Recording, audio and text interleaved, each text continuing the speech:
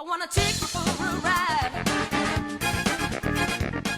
We all have the ability to start a crowdfunding campaign. The ability to make a video and sell our brilliant new idea to the world. And although sometimes that works out pretty great, other times, not so much. But it's not only video games that go wrong on crowdfunding sites, and although it has been the main focal point so far when covering the scammiest campaigns out there, I feel it's time to give them a little bit of a break, as we welcome you to this brand new series simply called Kick Scammers. Don't worry, video games will still play a part in these lists, but it's no longer exclusive.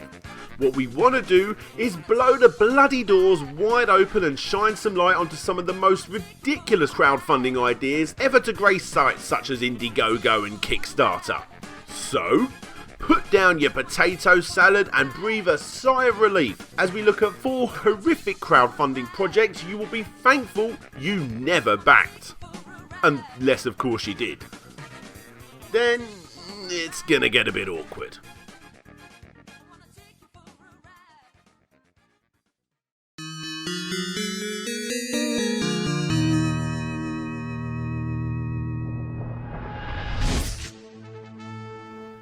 We all need to shave, some more than others, but if you're like me you probably keep hold of those razors a tad longer than the use by date until that nice clean glide the first time you use it then becomes a skin ripping cheese grater feeling mess. Wouldn't it be great to have that smooth shave feel every single time you use the razor?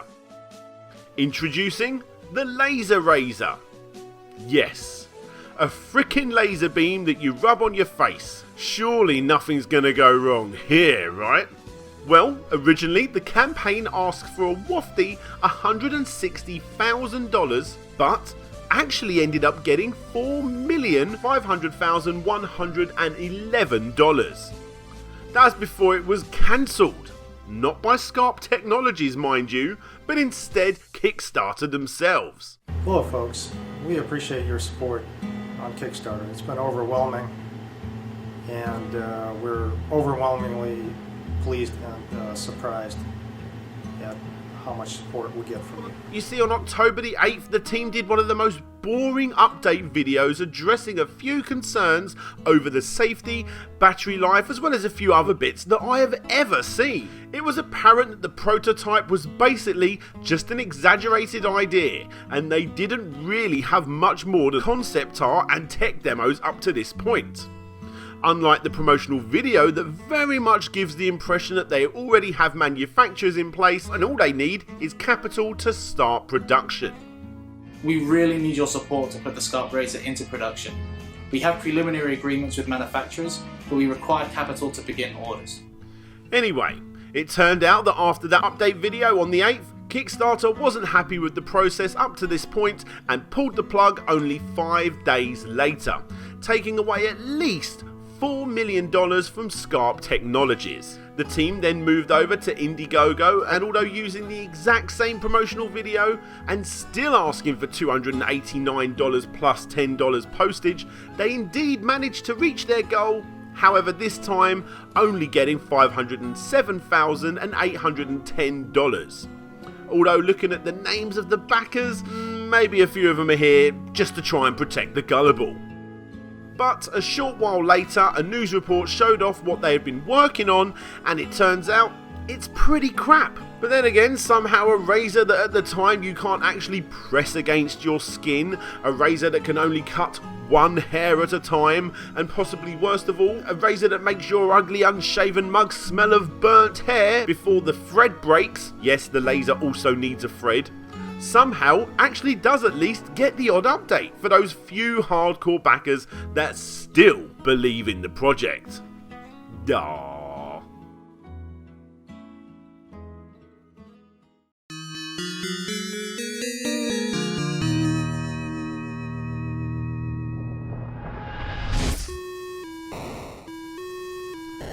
Who wants a new console? Don't worry, I'm not talking about that. Or that. Nope, today we are looking at the Cyber Matrix 100 TU01. What you are looking at here is a promo video on the page that did get funded by 29 backers pledging $504 of a $500 target.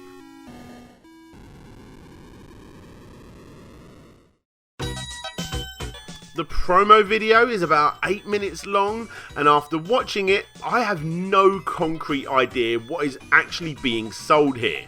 Something about 2 devices that give you the ability to make games, movies and music inside a cyberspace matrix, whatever that is. Now, just like the classic potato salad Kickstarter, there is actually no physical reward for the backers. In fact, the only tier is $10. For this amount, I will say thank you in December 2019. There is some mock-up images of what will be made, including some weird Triforce adapter in what I think is the back of the unit, and in the risks and challenges section, you have nothing special. In the updates before the console of the future was funded, he wrote, "Dear backers and everyone, I want to let you all know that those who pledge a lot of money, please don't, as I need it to build my Cyber Matrix 100. For those that pledge a little, keep hitting. I'll get it somehow. The console of the future has to succeed. No more failures. I have to succeed. Sean." Before replying to his own post with, "Please don't retract your funds, as I need it to build the Cyber Matrix 100. Now, obviously nothing much has happened here, except for this being one of 7 projects, 5 of which are just this project again, and another 2 being books about fish.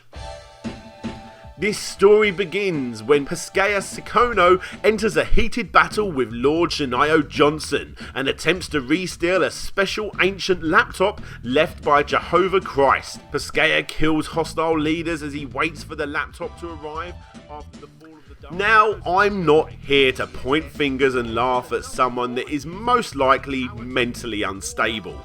But what I will say is, out of those 7 projects that this guy has put forward, not one of them was cancelled by Kickstarter. I mean, heck, who knows, in 2019 we may be getting the cyber console of the future. But I personally have my doubts. If anyone has any answers on how to make my Cyber Matrix and to promote my project, let me know. I also need help on how to build my Cyber Matrix. Do I need soldering tools? Can I use hot glue? Or maybe even Lego? For me, this just goes to show the process in place for creating a Kickstarter is very much open doors for anyone, regardless as to whether or not they actually have the ability to go ahead and complete it. But then again, I have a hunch that the backers for this particular project knew exactly what they was getting themselves into. I'm going to make an animal cross-dating sim. I'm not a furry, I just really like animals in that way, you know?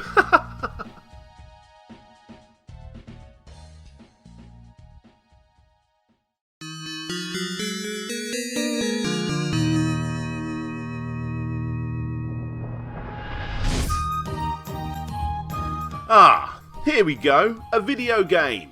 Well, do you class dating sims as video games? Well, that's up for debate. Honestly, I don't think I've ever played a dating simulator, or a relationship simulation role-playing game, aka RSRPG for short. So, a brony dating sim, as in a guy who likes My Little Pony, is probably not targeted for me. But hey, it might be for you, I'm not here to judge, it's your choice. So, where do we start with Dark Skies, an epic dating sim? Well, looking at the video for the campaign, they think it's nice and easy to make a video game. Well, actually, the rabbit hole goes quite deep with this one.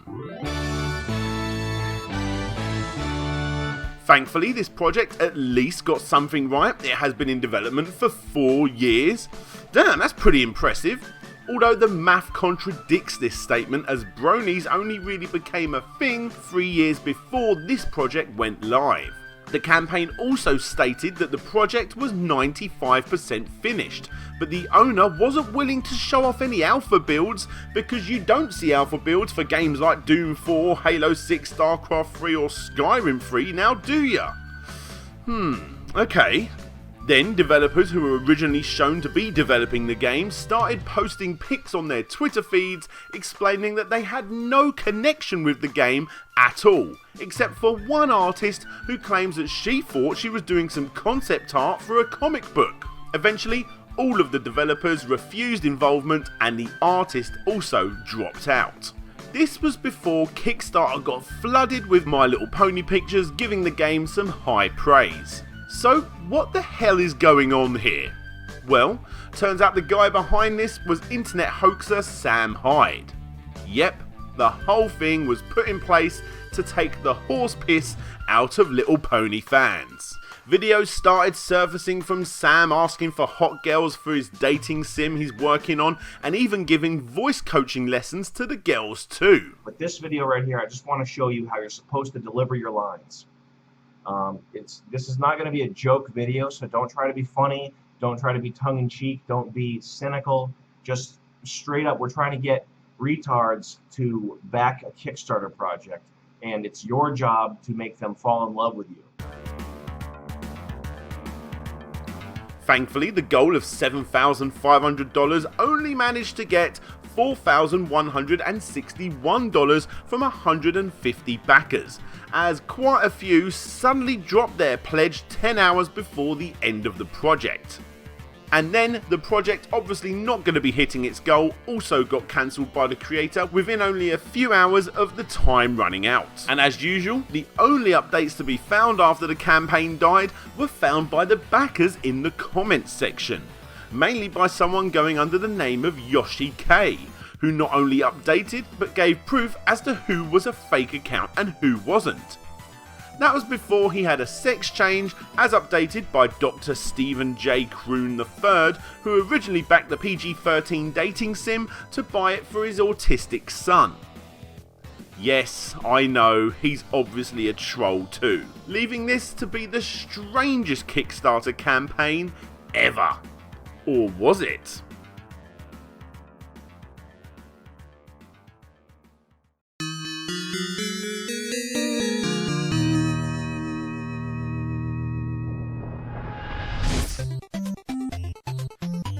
Kickstarter is not the only way to fund your project. You've obviously got Indiegogo, Crowdfunder, Rocket Hub, Fundraiser, Go Get Funding, Start Some Good. There's bloody loads. However, there's apparently not enough, and the latest craze with game makers is Patreon.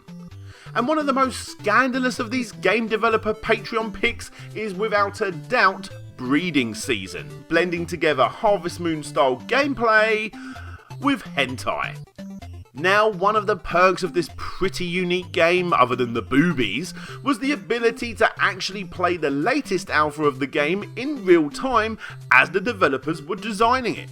So, how does a game like this play? Well, you play as the breeder, a guy or a girl, your choice. You can choose names, choose your livestock, and depending on the stats of each of your monster girls or monster boys and who you pair them with, they will be able to hump each other and hopefully produce little babies which you will eventually breed too.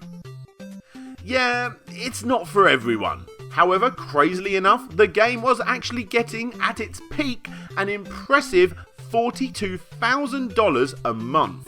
But bringing this fairly questionable game to your now in need of a wash eyeballs isn't the only reason I bring this up. Because, just like so many crowdfunding projects that we've brought up in the past, the main guy behind the project, one Vladimir Sandler, ran away with the money. Now, as this is a monthly Patreon rather than just one lump sum like we're used to with other crowdfunding sites, the full amount he managed to run away with is up for debate. However, looking at the blogs of the developers who have all been left abandoned, it's apparently $190,000. Now, before you get all your pitchforks out in an angry and probably horny rage, let's look at both sides of the story. According to the developers, Sandler had the right, thanks to the wording of his contract, to walk away with not only half the entire studio's savings, but also, apparently in malice, stripped his own assets from the game, which accounted for half the work up to that point. and he even threatened legal action if they used his artwork, leaving the game in an almost start from scratch scenario, and ultimately ended up completely closing the doors on the project for good. Now, according to Sandler's own personal blog, the game would never see the light of day, and even if the team worked 24/7, it would just never get finished, and therefore he did what he needed to save what he could and start another Patreon. This time not only making it a farming/breeding simulator game, but also adding elements of dungeon crawling too. At the time of making this video, it's getting $13,412 from 3,383 backers. And what of the backers of the original project? Well, other than the odd alpha version which is still lurking around the dark corners of the internet, just like the monster guys and monster girls in the game, they're pretty much f***ed. Hey there guys, whether you're watching this on Larry Bundy Jr.'s channel or My Slopes Game Room channel, thanks very much for watching. Click the links on the screen or in the description to check out either of our channels and Patreon pages. But for now, that's it from me. This is DJ Slopes signing out, and hopefully I'll see you all next time.